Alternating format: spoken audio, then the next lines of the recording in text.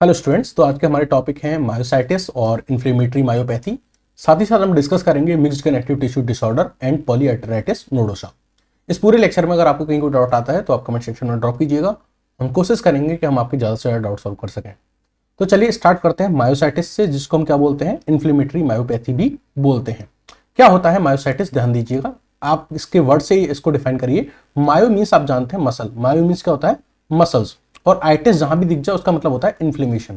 तो मसल्स के इन्फ्लेमेशन को क्या बोल रहे हैं हम, मायोसाइटिस। तो मायोसाइटिस क्या होता है, बेसिकली आपकी स्केलेटल मसल्स के अंदर, कौन सी मसल्स के अंदर, मेनली आपकी स्केलेटल मसल्स के अंदर अगर इंजरी या इन्फ्लेमेशन देखने को मिलता है तो इसको हम क्या बोलते हैं, मायोसाइटिस या इन्फ्लेमेटरी मायोपैथी बोलते हैं।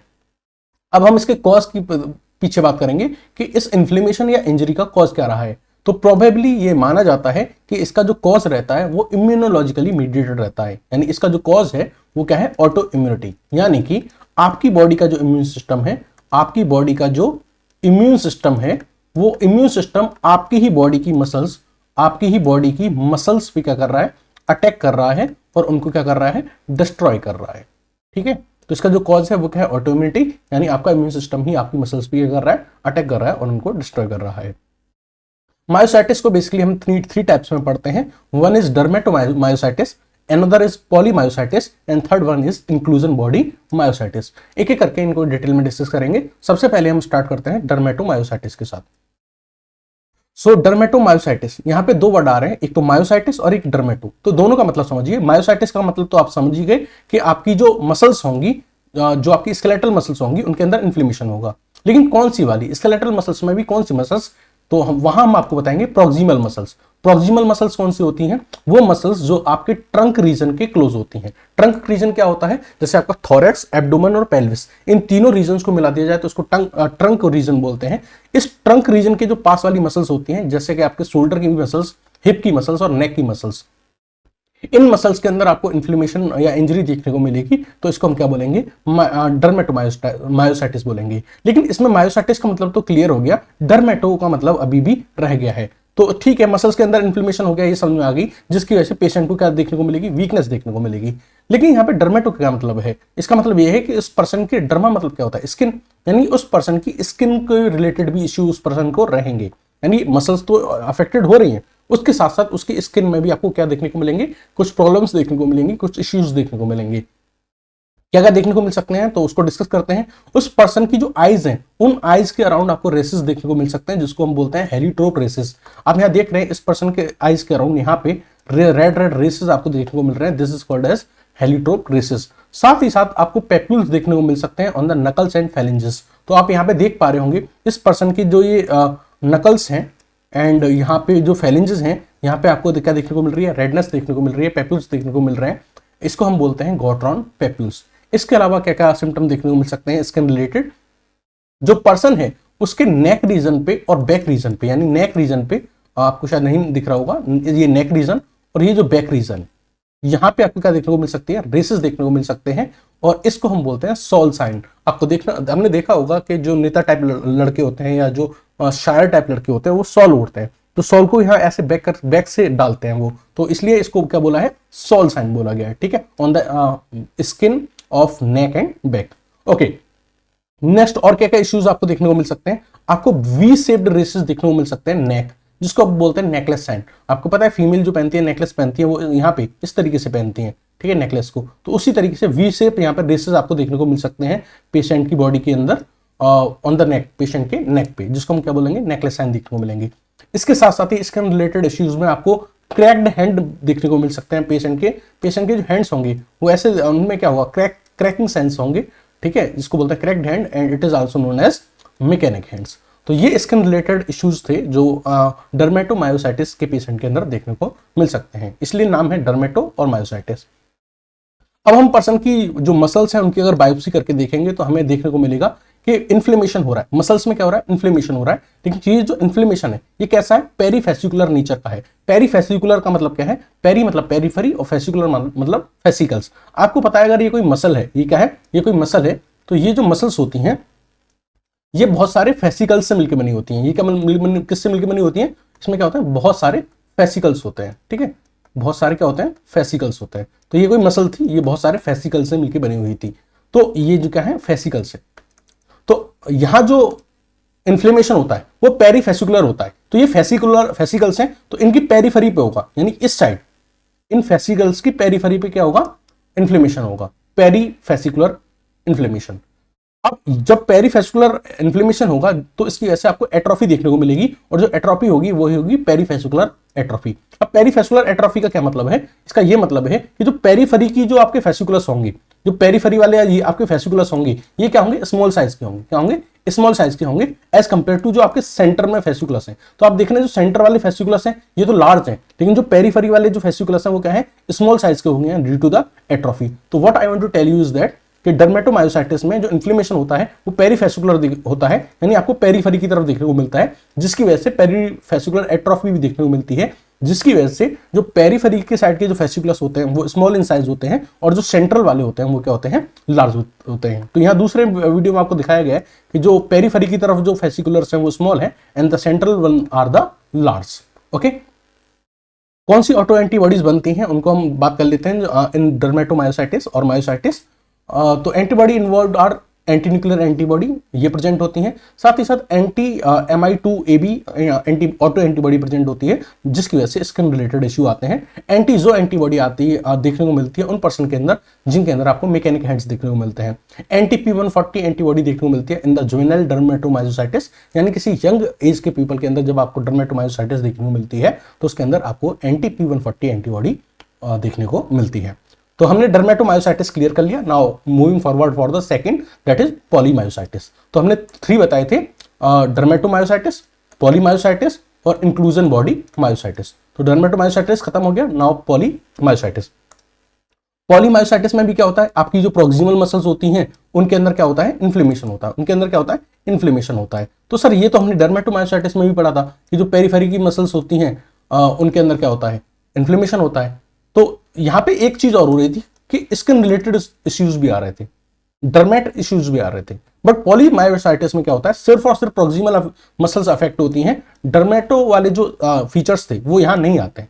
यानी जो रेसेस हो रहे थे, कभी आइज के अराउंड, कभी नेकलेस साइन, सोल साइन, ये सब आपको देखने को नहीं मिलेंगे। यानी पॉलीमायोसाइटिस में आपको सिर्फ प्रोक्सिमल मसल्स जो होती हैं, जो आपके ट्रंक के पास होती हैं, जैसे कि शोल्डर, नेक और हिप की मसल्स, इनके अंदर आपको इन्फ्लेमेशन देखने को मिलेगा, जिसकी वजह से पेशेंट के अंदर वीकनेस देखने को मिलेगी इन द मूवमेंट। बट यहां इस केस में आपको किसी भी तरह की डर्मा प्रॉब्लम नहीं देखने को मिलेगी। साथ ही साथ ये डर्मेटोमायोसाइटिस से कैसे डिफरेंट है, जब आप मसल बायोप्सी करते हैं, तो जब आपने डर्मेटोमायोसाइटिस वाले केस में आपने बायोप्सी करी थी तो वहां आपको पेरीफेसिकुलर इन्फ्लेमेशन देखने को मिला था, यानी इन्फ्लेमेशन पेरीफेरी की तरफ था, और साथ ही एट्रोफी भी जो थी वो कैसी थी, पेरीफेसिकुलर एट्रोफी थी। लेकिन जब आप पॉलीमायोसाइटिस के केस में आप बायोप्सी करते हैं तो यहाँ आप एंडोमाइसियल इन्फ्लेमेशन देखने को मिलता है। एंडोमाइसियल इन्फ्लेमेशन का क्या मतलब है, यहाँ आपको पहले एंडोमाइसिन क्या होती है वो क्लियर होना चाहिए। तो मैंने आपको बताया था कि कोई भी मसल होती है, कोई भी जो मसल होती है वो बहुत सारे बंडल से मिलकर बनी होती है, जिनको बोलते हैं मसल फाइबर्स। और मसल फाइबर्स जो होते हैं फिर वो कई सारे मसल फाइबर्स से मिलकर बने होते हैं।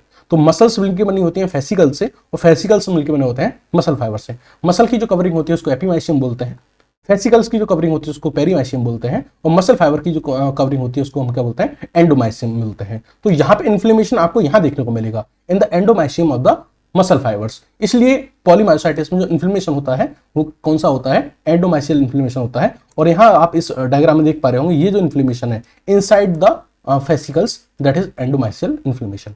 इसमें आपको एट्रोफी देखने को नहीं मिलती है, this is important to note, there is no atrophy in the polymyositis. Okay, यहां आपको देखने को मिल रही थी in the case of dermatomyositis perifascicular atrophy. हमने अपना सेकंड भी कवर कर लिया, हमने पॉलीमायोसाइटिस को कवर कर लिया। अब हम डिस्कस करेंगे inclusion body myositis. Inclusion body myositis में जो स्केलेटल मसल्स अफेक्ट होती हैं वो होती है डिस्टल मसल्स।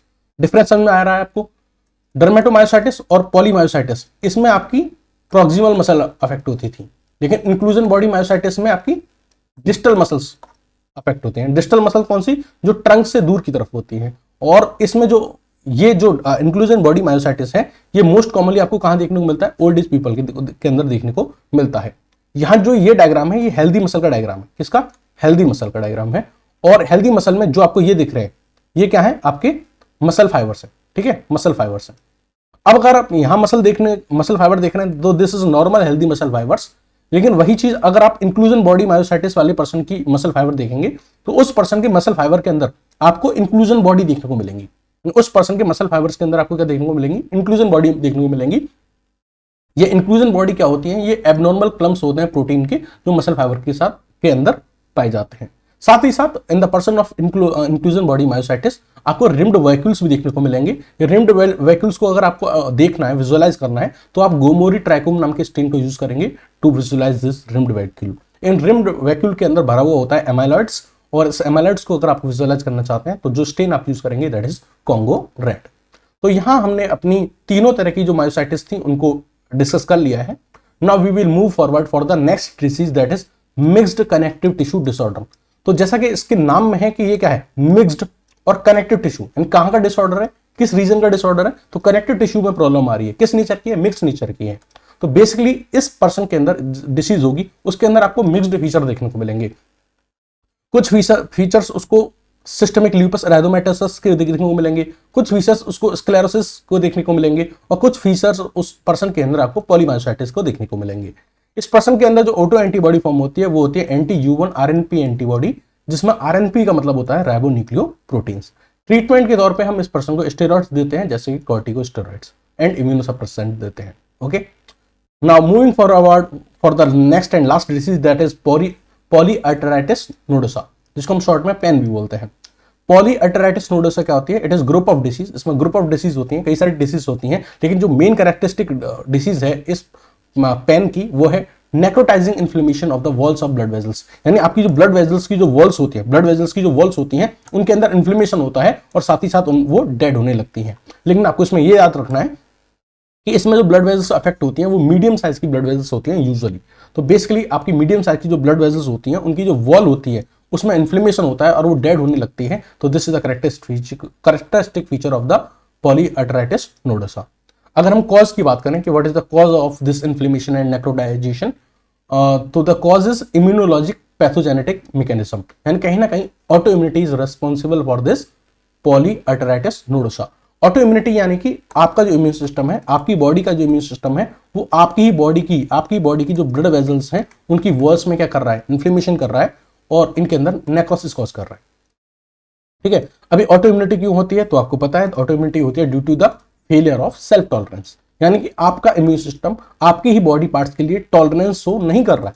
सेल्फ टॉलरेंस उसने क्या कर दिया? खत्म कर दिया है। आपका इम्यून सिस्टम आपके बॉडी पार्ट्स को अपना नहीं मान रहा है, सेल्फ टॉलरेंस खत्म हो गई है। अभी सेल्फ टॉलरेंस क्यों खत्म होती है? तो उसके भी दो रीजन होते हैं। एक रीजन होता है जेनेटिक फैक्टर और एक होता है एनवायरमेंटल ट्रिगर। तो कुछ जीन्स होते हैं, उनका फंक्शन जब डिसरेगुलेट हो जाता है तो ये प्रॉब्लम कॉज होती है और इसको ट्रिगर कर दिया जाता है बाई कुछ एनवायरमेंटल ट्रिगर्स। एनवायरमेंटल ट्रिगर में जो सबसे मेन होता है वो होता है हेपेटाइटिस बी वायरस का इन्फेक्शन, जो इस चीज को और ज्यादा ट्रिगर करता है। पॉलीआर्टराइटिस नोडोसा में जो और ऑर्गन्स अफेक्टेड होते हैं, अदर ऑर्गन्स जो अफेक्टेड होते हैं वो है primarily kidney, GI part and the peripheral nerves and skin. इसके ट्रीटमेंट की बात करें तो हम इसमें स्टेरॉइड्स और इम्यूनोसप्रेसेंट्स यूज करते हैं, लेकिन अगर पर्सन का में एनवायरमेंटल ट्रिगर अगर हेपेटाइटिस बी है तो हम एंटीवायरल भी यूज कर सकते हैं। तो this was all about the all 3 diseases. ये वीडियो लेक्चर आपको कैसा लगा ये आप कमेंट सेक्शन में बताइएगा। Thank you and have a nice day.